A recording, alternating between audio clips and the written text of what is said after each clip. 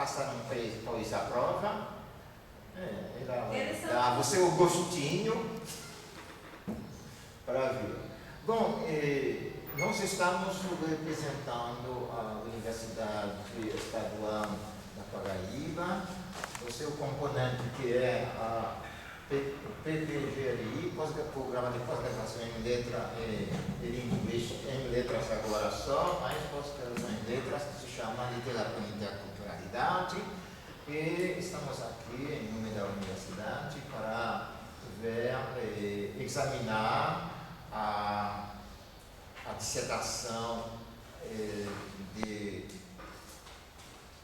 vamos fazer as coisas na ordem, a dissertação de Yolanda Maria da Silva, intitulado Macunaíma, uma análise mitocrítica, que é o complemento de sua formação de mestrado para o título de mestre em teoria literária, em literatura e interculturalidade, na verdade, mas nós passamos na CAPES por ser de teoria literária também. Bom, a banca examinadora está composta de professora de fora, que é Poliana Anzulov Camelo, que vem do Recife, de Embrapé, que eu conheço por terra. Ela vai dizer como me conheceu. E a madrinha dessa pós-graduação, professora dos professores, e nossa querida professora Geralda Medeiros da Nóbrega, que é amigo de longo prazo, assim como a filha e os filhos. Então, portanto, ela é professora de nossa entidade, é professora de pós-graduação, depois de ter sido, durante um certo tempo, a coordenadora dessa pós-graduação em letras da UEPB. Yolanda vai provavelmente expor seu trabalho para dizer como ele trafegou durante esse exercício universitário, esse exercício acadêmico, e como ele chegou a certas conclusões. E a banca aqui vai, como de praxe, costume estar de testar o conhecimento dela, de fazer a audição, de dar nossa opinião sobre o trabalho feito por alguém. Sucessivamente, habitualmente, a gente franqueia a palavra ao professor visitante, a professora que vem de fora. Eu, mesmo morando em Recife, sou dessa universidade também, depois de ter sido da Universidade Federal de Pernambuco, onde lá foi. Eu fiz mestrado, doutorado e bacharelado mesmo lá. E, então, ela vai falar primeiro e depois, se fizer algumas perguntas, você responde, ela decide com você mesmo se você tem que responder só a ou dois ou três dessas perguntas, ou se não tendo perguntas, dá somente sua opinião sobre seu trabalho, se você pode se pronunciar, dar um pronunciamento sobre aquilo que ela acabou de dizer. Assim também vai ser com nossa madrinha de você, mas amigona minha, que é a professora Geralda Medeiros. Ela vai também, depois da missão de vocês dois, vai passar a dar sua opinião sobre o seu trabalho e segundo o mesmo processo. Habitualmente, o coordenador, ele não deve ficar arrendando com a sua orientanda. Ele habitualmente fica calado, e não é o tempo de dar puxão de orelha que teria esquecido de dar antes desse encontro aqui. Portanto, eu só, digamos, distribui a palavra aos outros e formaliza todo o processo, formalizo só o processo e conclui da mesma maneira que começo. Vamos partir para ela, a palavra está com você agora. O que você fez, por que você fez e, enfim, o que você chegou. Salve a todos, boa tarde a todos.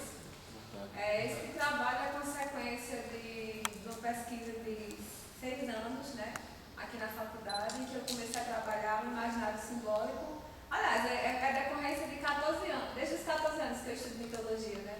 Quando entrei aqui na faculdade eu já sabia o que eu queria estudar, que era mito, e aí embarquei na graduação e consequentemente no mestrado, tive a honra de ter como orientador Sebastião Joachim, né, que aceitou o meu projeto e que eu pude levar adiante.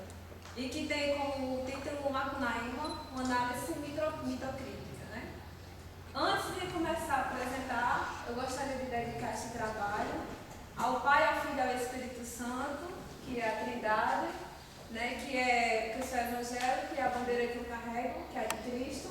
A minha mãe, a Freira Maria da Silva, que não pôde estar aqui, né? Porque ela teve um problema a resolver. E a professora Geralda Medeiros Nóbrega, que é a minha mãe intelectual, a mulher que Deus usou para me ajudar aqui durante a graduação, em muitos momentos de dificuldades, até pessoais, que não é responsabilidade dela, né? Também agradeço ao professor Sebastião Joachim por todos os momentos que me ajudou no mestrado, a professora Jaqueline, que também corrigiu meus textos, aos meus amigos queridos que me alegraram e apoiaram nos momentos de tristeza, né, que são esses aqui, que acompanharam toda a minha vida, e a música, né, a música que sempre quando eu estava estressada, eu ia lá ouvir ou tocar.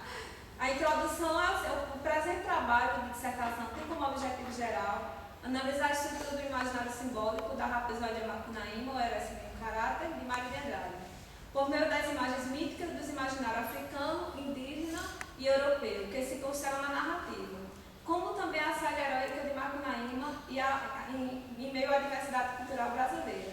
E como específicos catalogar as imagens de Macunaíma, sabendo se elas são do regime diurno ou noturno, né? Relacionar as imagens da Rapsódia com os mitos e lendas da cultura indígena, africana e europeia, e identificar qual desses mitos se insurgem como hegemônicos na cultura brasileira.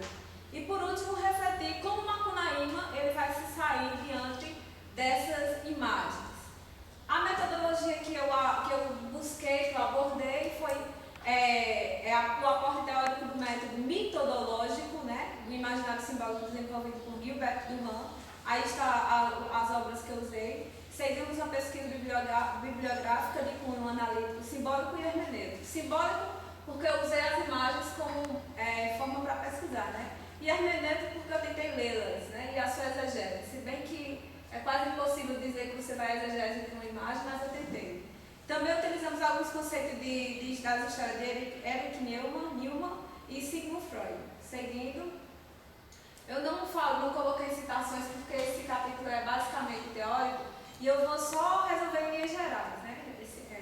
No imaginário simbólico, a gente para poder trabalhar com esse tipo de análise, nós temos que saber o que é mito, o que é símbolo, o que é arquétipo e o que são esses pequenas palavras que se você não souber, você não vai saber analisar, né? Mitos são pequenas narrativas, aliás, grandes narrativas da humanidade que tentam explicar o inexplicável. Arquétipos são as imagens primordiais que nós usamos, né? O pai, da mãe, etc. e tal. E as imagens são a forma como esses símbolos que estão no nosso inconsciente, eles se representam por meio dessas imagens, né?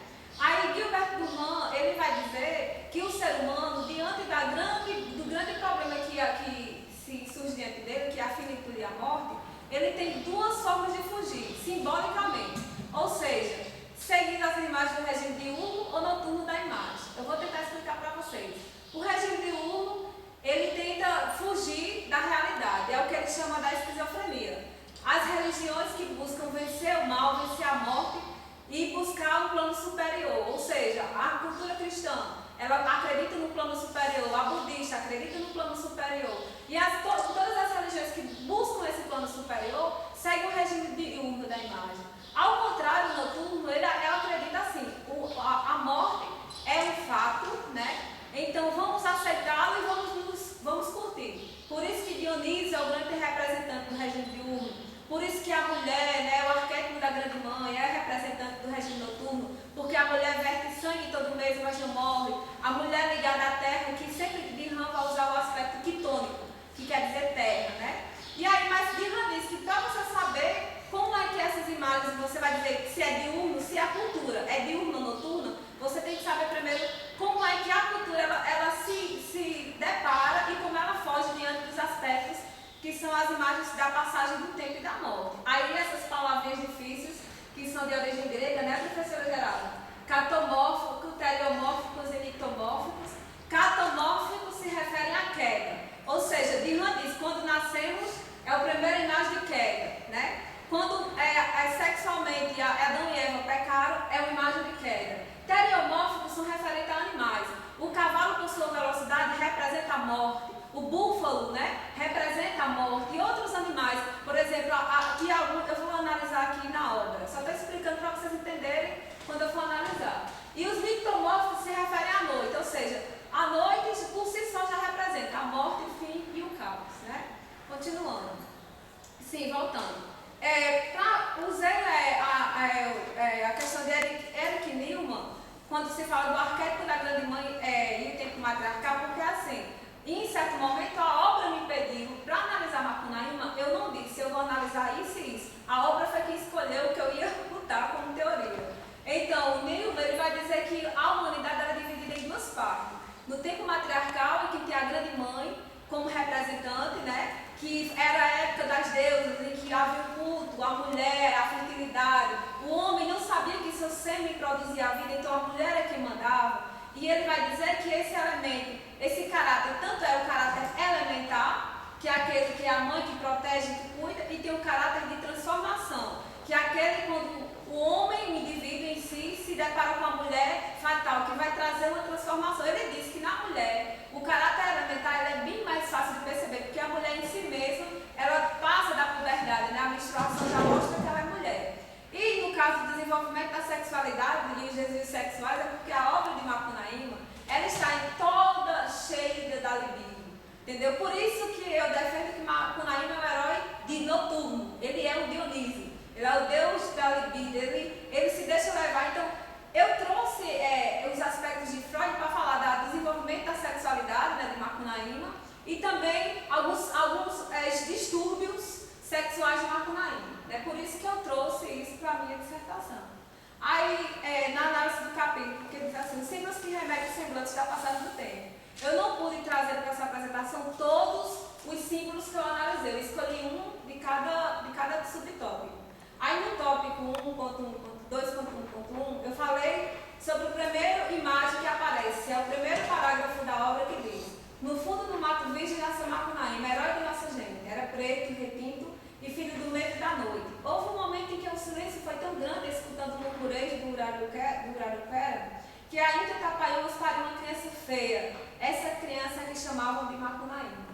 Então, de acordo com o imaginário simbólico, a análise metodológica, a primeira imagem que se depara na obra é a queda, né? Aí, o que é que acontece? Que o meu argumento, a partir do momento em que Macunaíma nasce, tomamos a chegada de Macunaíma como uma queda vertiginosa das entranhas da mãe para o mundo. E longe de ser um presságio benéfico, o herói será um veneno que paralisará a todos no decorrer da história. O nascido, as mutilações e as mudanças de nível brutais que se seguem ao nascimento seriam, ao mesmo tempo, a primeira experiência de queda e a primeira experiência de medo. É tão interessante isso na obra porque quando fala Urarupera, vocês na dissertação, os professores que tiveram acesso, fala que eu tenho esse nome porque Uraru é um veneno velho. O rio Urarupera quer dizer veneno velho. Né? E ele, por sua imensidão, ele sempre teve essa capacidade de atormentar, entendeu, os índios que vivem nessa região da Amazônia. Aí, por isso que eu trouxe essa imagem. Diante de todas, aí, outra imagem de queda que acontece com Macunaíma, né, no cabo. Macunaíma, com a Índia que a mulher do irmão dele, né? E com essa Índia ele mantém relações sexuais sadomasoquistas. E não só o fato da queda, por ele se prostituir, aliás, ele ter um ato sexual sem casar, já seria sinônimo de queda, que eu não coloquei isso na dissertação porque seria de cunho religioso, mas a queda seria porque ele não tem um ato sexual normal. A ação sexual que ele tem com a Índia é um como o dedo do outro, eles vão se deglutindo, é a antropofagia total. Não seja só no ato libidinal, mas também no ato sexual.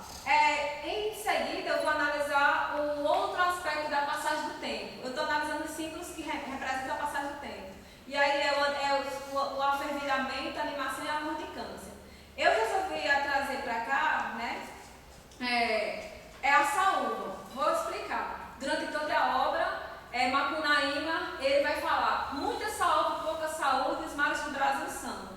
Esse parece um dístico, porque durante todo o momento de crise, Macunaíma ele repete isso. O que é que acontece? No Brasil, as saúvas são insetos que atormentavam todas as plantações. O povo dizia que, até acho que tu lembra daquela obra de. Deixa pra lá o saco do link. Todo mundo falava que as formigas, elas destruíam as plantações. E em toda a obra você vai ver que ela está presente. Fora os insetos, carrapatos, piolhos, né? Porque tem a piolenta do Giguê, que é uma personagem que era outra mulher de Macunaíma cheia de piolho. Então, por que eu me segurei na formiga? Porque ela é o que mais representa o caos diante da obra. Porque as formigas, elas representam o caos.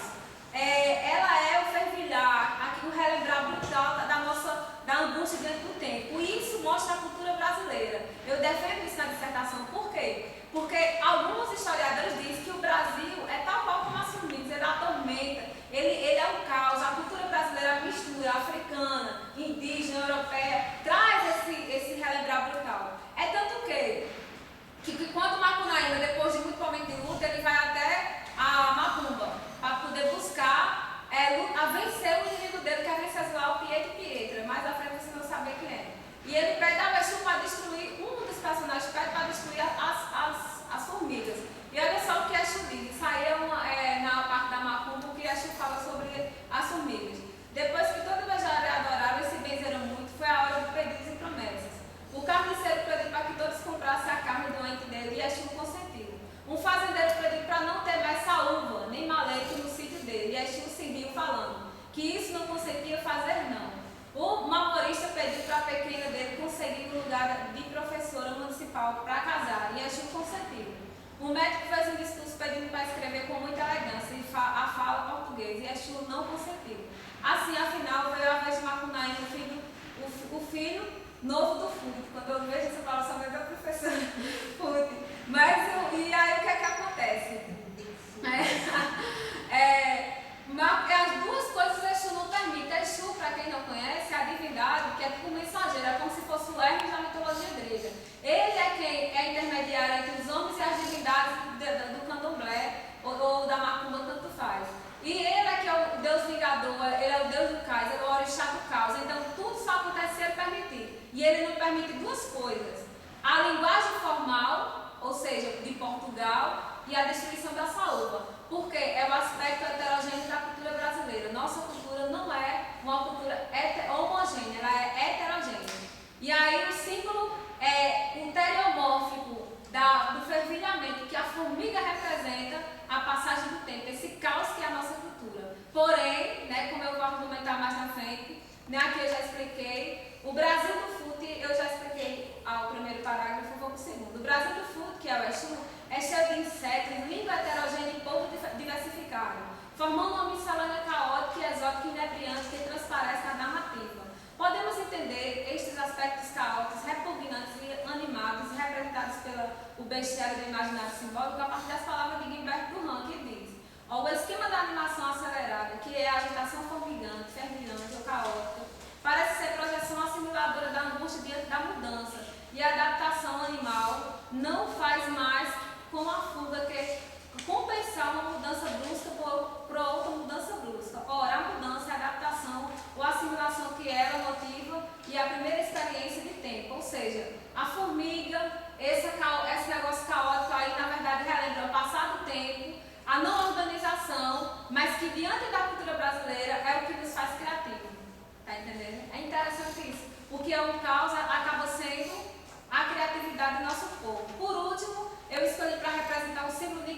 nictomórfico, que é o símbolo por excelência, que representa a morte, que é a Uiara, né? Que eu vou ler um trechinho aqui para vocês.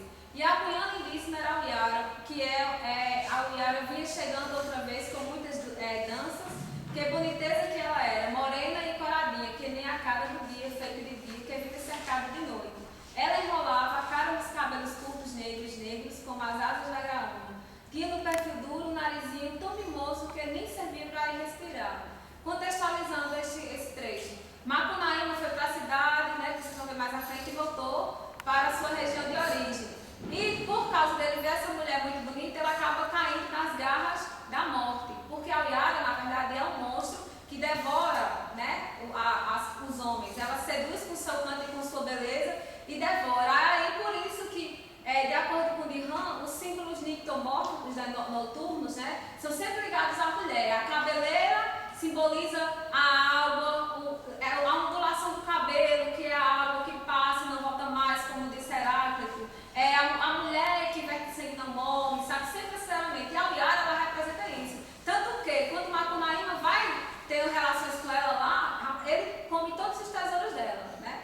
Todos os tesouros dele. Aí aqui diz, neste fragmento do capítulo A Ursa Maior, que é onde acontece esse fato, percebemos vários elementos nictomórficos ligados ao feminino nefasto. Pois a Uiara era linda, com a beleza do dia, mas cercada de noite, que representa a morte.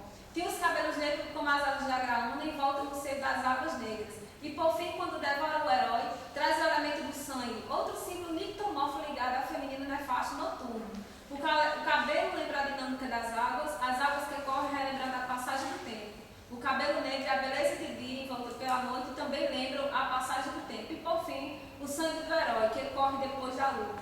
Representa a vida que se esvai. E em várias culturas, o sangue, né, é a representação da vida. Sem ele, não há vida.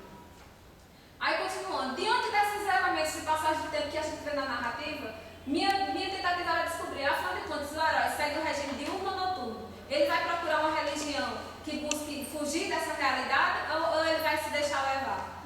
De imediato, o que percebemos é que Macunaíma, ele se deixa levar pelos símbolos noturnos. Ele se envolve com as mulheres, ele se deita com as mulheres, ele faz um verdadeiro bacanal na sua vida. E aqui, a primeira mulher com que ele se envolve é a própria mãe, que tem um caráter elementar, de nutrição, de cuidado, que eu falei para vocês, né, que Nilma, ele defende isso. E também, eu vou tentar ler só esse finalzinho. A mãe Tapaiumas era presente na vida do herói no primeiro momento da saga da Rapsódia, marcada pela presença da natureza revelada na mata virgem e os elementos primitivos do ser humano.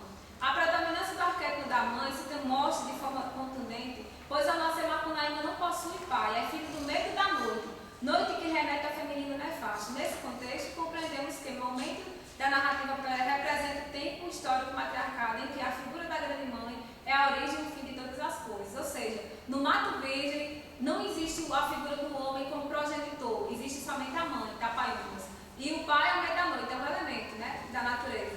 E o que é que acontece? Macunaíma, ele está inserido no tempo matriarcal.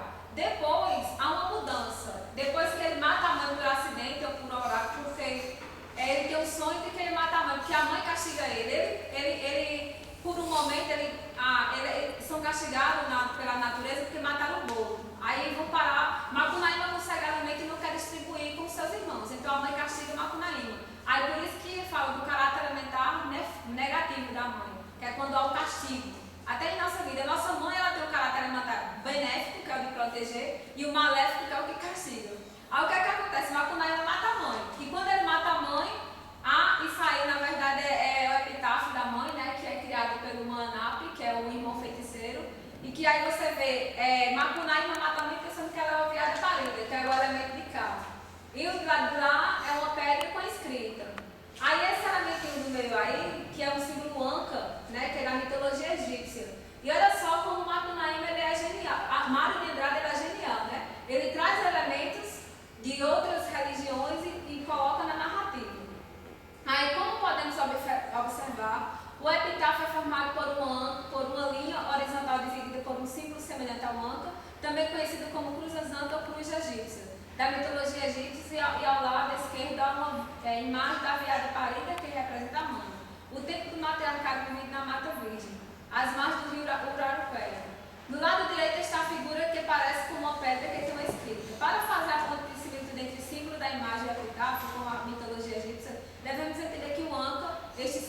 simboliza a vida, fertilidade, o útero materno também simboliza a continuidade da vida após a morte. No Egito era tido como a chave do Nilo, era o rio que proporcionava a sobrevivência dos egípcios. Então, com essas informações, podemos entender a representatividade da mãe Tapaiumas a partir do epitáfio. A mãe simbolizava a vida, a fertilidade e a ligação entre mundos extremos. A simbologia da cruz remete para a união entre os contrários, masculino e feminino, céu e terra, morte e vida. A morte da mesma proporciona outro ponto de ligação entre o pensamento matriarcal e o pensamento patriarcal. O primitivo expresso na viada parida e o civilizado expresso pela pedra com escrita, que é o símbolo da evolução da intelectualidade humana, proporcionada pela escrita, que é o elemento da tecnologia primária. A vida do herói está sendo dividida com a morte da mãe entre o universo primitivo da mata e o universo tecnológico que se mostrará a partir da continuidade da história na cidade de São Paulo, que a Paula será desvendada. Ou seja, como vocês podem perceber aí, a mudança do pensamento matriarcal da mãe para o pensamento do patriarcal, que é o do consciente. E vocês não têm ideia, se eu fosse explicar isso na exegese, o quanto seria complicado. Porque o pensamento matriarcal é o inconsciente, é o homem que se deixa levar pelo instinto. Já o patriarcal é o consciente, é aquele que é racional. E aí, deixa para depois, que é muita coisa. Aí o caráter transformacional, aí aqui eu vou me deter um pouco, quando fala do caráter de transformacional do feminino, né? Que Macunaíma, ele sempre vai aprender alguma coisa com a mãe e com outras mulheres. Por exemplo, a primeira mulher que ele tem relações sexuais, ela aprende os elementos da natureza, como manipular os feitiços, os chás, etc. É tanto que ele, de menino, se transforma em um homem grande para poder fazer enchimento com ela, usando o popular, bem dizido, né? Mas o que é que acontece? O que eu achei mais interessante na obra é que, quando Macunaíma chega na cidade grande, ele, para aprender as coisas da cidade grande, ele aprende com mulheres. Então, não é só a mãe, se a mãe do mato, que torna ele imperador do mato virgem, que o ensina alguma coisa. As mulheres da cidade são as que vão ensiná-lo. E aí eu trago esse trecho. A inteligência do herói estava muito perturbada. As que iam rindo tinham ensinado para ele que Saguiaçu não era Sagui, não. Chamava-se elevador e era máquina. De manhãzinha ensinaram que todos aqueles piados, berros, cuicados, sopros, roncos, esturros, não era nada disso, não. Eram mais cláxons, companhias, apitos, buzina e tudo era máquina. As onças pardas não era nada disso, não. Era que chamavam Fords. E aí por diante, porque Macunaíma, o que é que ele vai fazer? Assim como o povo lá, quando vieram da Europa, usava os elementos prosaicos da natureza indígena, para ensinar, Macunaíma fez o contrário. Ele pegava os elementos da natureza, ou seja, a onça, para simbolizar o carro, tá entendendo? Ele fez o processo inverso. Aí as cunhãs com quem ele se deitou na primeira noite que chegou em São Paulo é que vão ensinar para ele o que era cada elemento. Aí ele bota aqui, assim como os portugueses usavam os elementos dos deuses, objetos da vida indígena, para se comunicarem, né? Macunaíma faz o processo inverso. Macunaíma, depois de muito matutar e admirado o poder da máquina, tinha decidido possuir, assim como fizeram com si a mãe do mato, para poder ser imperador dos filhos da mandioca. Filhos da mandioca para Macunaíma era o povo da cidade, porque era branco, né? E tem uma lenda indígena que diz que uma índia foi morta e ela se transformou e nasceu a tapioca. A tapioca não, a mandioca, né? Por isso quem é branco ele chamava filhos da mandioca. Além dos ensinamentos sobre o poder da máquina, a força indestrutível, Macunaíma adquire doenças transmitidas pelas relações sexuais, mas com a chave sacrada o herói é curado. Neste contexto, podemos comparar as cunhãs das alcovas de prostituição da cidade grande com os oráculos que instruíam os indivíduos nas mitologias antigas em suas sagas heróicas a serem traçadas. As cunhas da cidade são leis nobres, riem da inocência do herói e ainda expressam o niilismo da cidade ao dizer que a crença em Deus é gorda ou mentira, todavia